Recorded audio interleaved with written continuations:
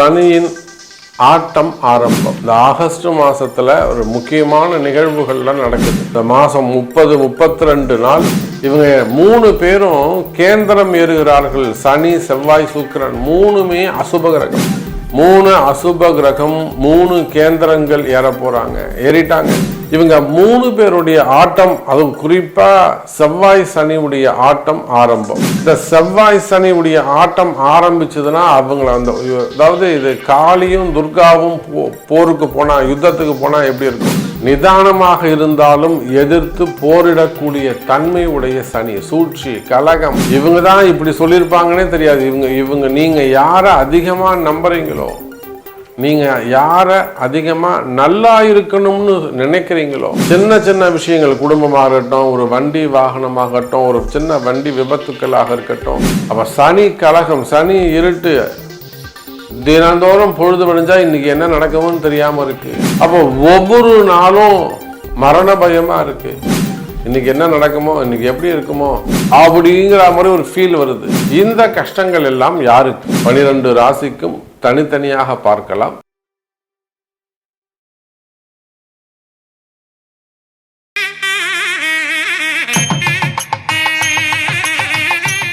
உலகெல்லாம் உணர்ந்தோதற்கரியவன் நிலவுலாவிய நிர்மலி வேணியன் அழகில் ஜோதியன் அம்பலத்தை ஆடுவான் மலர் சிலம்படி வாழ்த்தி வணங்குவோம். எல்லாமல்ல அம்மையப்பனாக விளங்கக்கூடிய மீனாட்சி அம்பிகா சமேத சுந்தரேஸ்வர பெருமானுடைய திருவடிகளை வணங்கி, என்னுடைய உபாசனை தேவதை அன்னை வாராகி அம்பாளுடைய மலரடிகளையும் பணிந்து, உலகம் முழுவதும் வாழக்கூடிய கடவுளருள் டிவி நேயர்கள் அனைவருக்கும் உங்கள் தாம்பரம் வாராகி ஈசனேசன் சுவாமியுடைய நல்லாசிகள், வாழ்த்துக்கள்.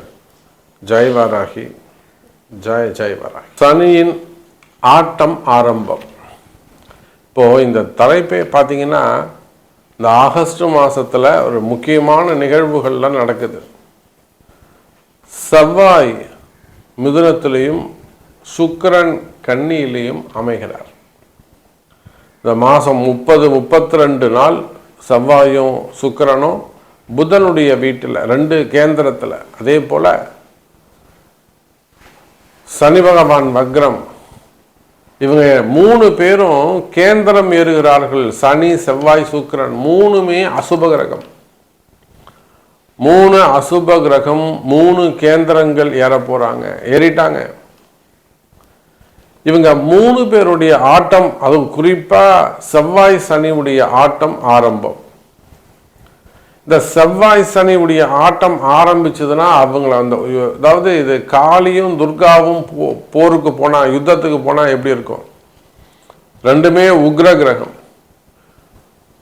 எப்படி நரசிம்ம அவதாரம் எடுத்தப்போ நரசிம்மருடைய உக்ரத்தை அடக்குவதற்கு சிவபெருமான் சர்வேஸ்வரர் அவதாரம் எடுத்தாரோ, அதை போல பாவ கிரகங்கள், அதிலும் உக்ரமான கிரகங்கள், கோபமான கிரகம் செவ்வாய்.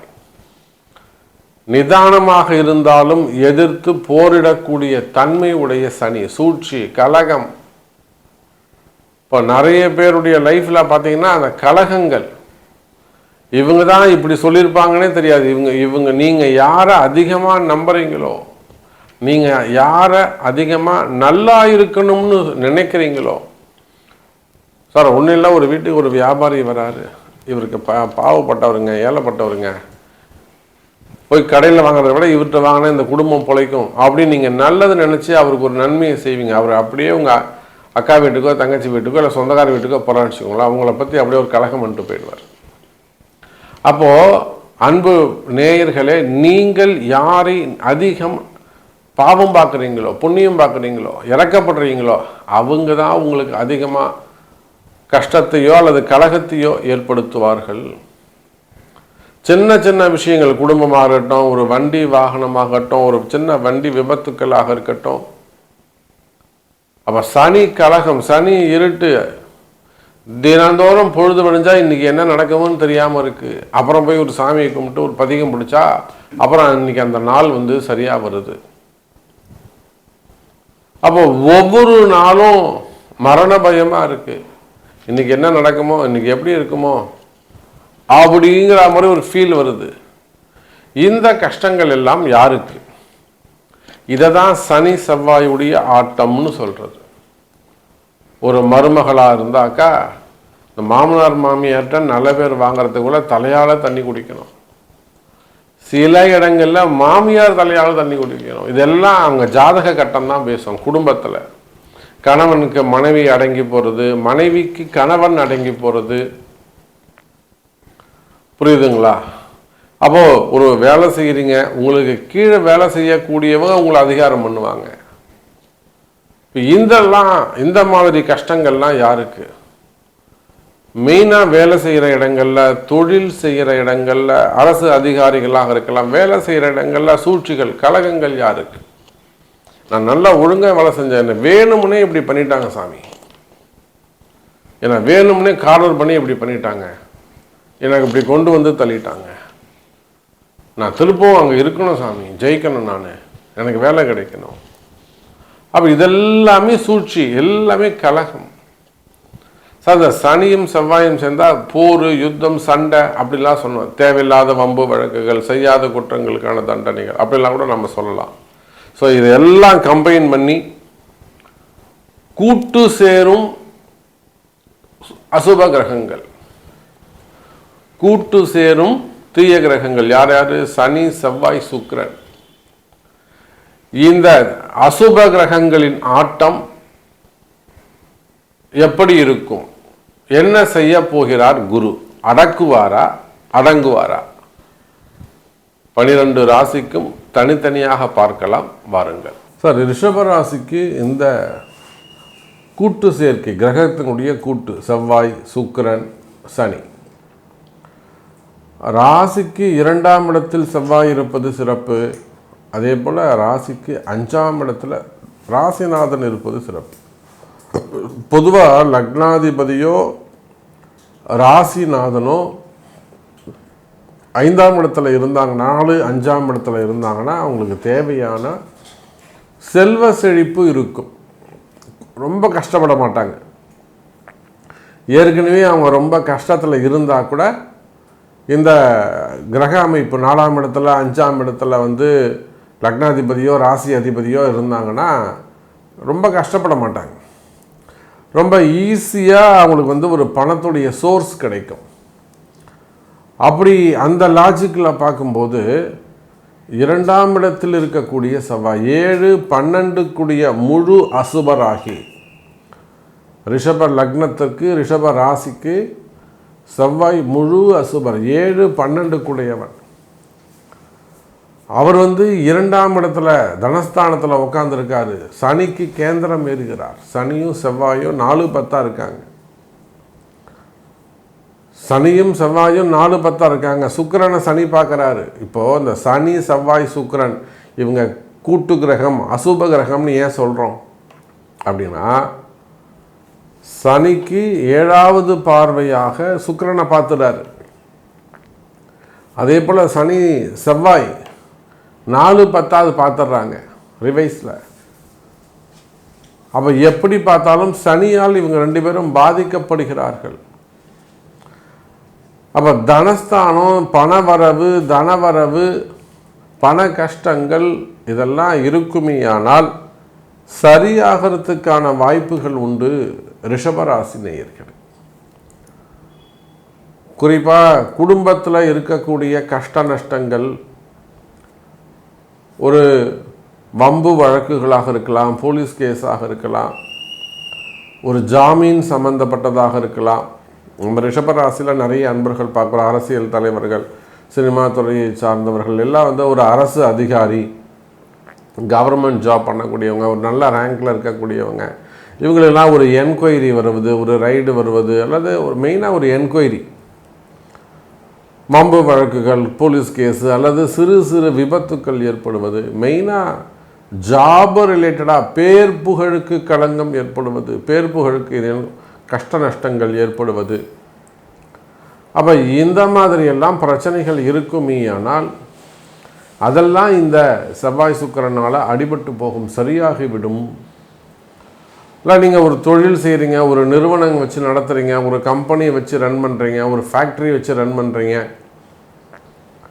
ஒரு தொழில் செய்கிறீங்க அப்படின்னு சொன்னாக்கா தொழில் அமைப்புகள் சிறப்பானதாக இருக்கும், தொழிலில் நல்ல முன்னேற்றங்கள் இருக்கும். அது சின்ன சின்ன கடைகள் வச்சு நடத்தக்கூடியவங்க, ஒரு ஃபுட்டு இண்டஸ்ட்ரியாக இருக்கலாம், ஒரு ஹோட்டலா, ஒரு டீ கடையா, ஒரு டீ ஷாப்பு, இல்லை அதே கொஞ்சம் ப்ராடாக வச்சு நடத்தக்கூடியவங்க, அல்லது ஒரு உணவு ஹோட்டலாக இருக்கலாம், ரூம்ஸாக இருக்கலாம், ரெசிடென்சியாக இருக்கலாம். அதே போல் ரெசார்ட்ஸ் வச்சு நடத்தக்கூடியவங்க, திருமணத்துக்கெல்லாம் அவங்க வாடகை கொடுறாங்கல்ல ரெசார்ட்ஸு, அந்த மாதிரியெல்லாம் ரெசார்ட்ஸ் வச்சு நடத்தக்கூடியவங்க. சொத்து சம்பந்தப்பட்ட பிரச்சனைகள், செவ்வாய் பூமி சம்பந்தப்பட்டது, சொத்து சம்பந்தப்பட்டது, சொத்து சம்பந்தப்பட்ட பிரச்சனைகளுக்கு தீர்வு கிடைக்கும். அதான் சொன்னேன், ரெசார்ட்ஸாக இருக்கலாம், ரூம்ஸுங்களாக இருக்கலாம், இல்லை பூர்வீக சொத்துக்களாக இருக்கலாம், இல்லை உங்களுடைய சொத்தாகவே நீங்கள் வாங்கின சொத்தாகவே இருக்கலாம், இல்லை பசங்க பேரில் உள்ளதாக இருக்கலாம். அதில் ஏதேனும் வில்லங்கங்கள் இருக்கலாம், பிரச்சனைகள் இருக்கலாம். அப்போ சொத்து பிரச்சனைகள் இருக்குமே ஆனால், இட பிரச்சனைகள் இருக்குமே ஆனால், அந்த சொத்து பிரச்சனைகளுக்கு நல்ல தீர்வு கிடைக்கும். அதே போல் அவன் மெயினாக கோர்ட்டு கேஸு, வம்பு வழக்குகள், பேப்பரில் வரக்கூடிய ப்ராப்ளம்,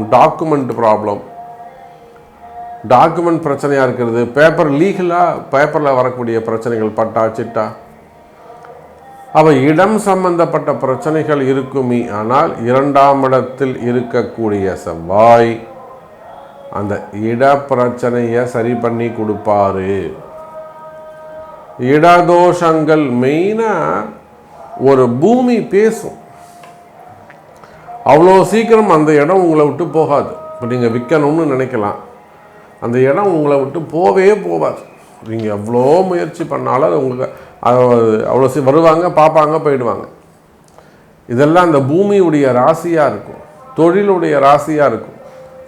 ஒரு சில இடங்களில் வேலையெல்லாம் பார்த்தீங்கன்னாக்கா அவ்வளோ சீக்கிரம் உங்களை விட்டு அந்த வேலையை விட்டு உங்களை அனுப்ப முடியாது. அப்போ வேலையாக இருக்கலாம், தொழிலாக இருக்கலாம், பிஸ்னஸாக இருக்கலாம், இதெல்லாம் நிலையான யோகம்னு பேர். அப்போ இதெல்லாம் உங்களுக்கு நிலையான துன்பம் இருக்கா, நிலையான கஷ்டம் இருக்கா? கஷ்டம் இருக்குது சாமி, திருஷ்டி இருக்குது, மெயினாக கஷ்ட நஷ்டங்கள் இருக்குது, திருஷ்டி இருக்குது, கலகங்கள் ஏற்படுகிறது. இதுதான் சனியுடைய வேலை. குடும்பத்தில் அல்லது கணவன் மனைவிக்குள்ள, காதலர்களுக்குள்ள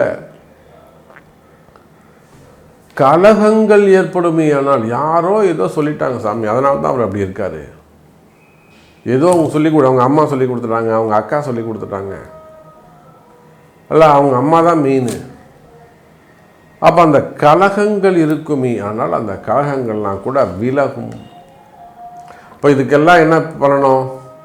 உங்கள் பிறப்பு ஜாதகம் முக்கியம். ஒரு தொழில் நல்லா இல்லாமல் இருக்குது, ஒரு கம்பெனி, ஒரு பிஸ்னஸ் நல்லா இல்லாமல் இருக்குது, இல்லை ஒரு வேலை நல்லா இல்லாமல் இருக்குது, சிறப்பாக வேலை போகலை, இல்லை ஒரு விவசாய பூமி விளைச்சல் நல்லா இல்லை, அங்கே ஏதோ பிரச்சனைகள் இருக்குது, பரிகாரங்கள் கை கொடுக்கும், இடதோஷ நிவர்த்தி கை கொடுக்கும்.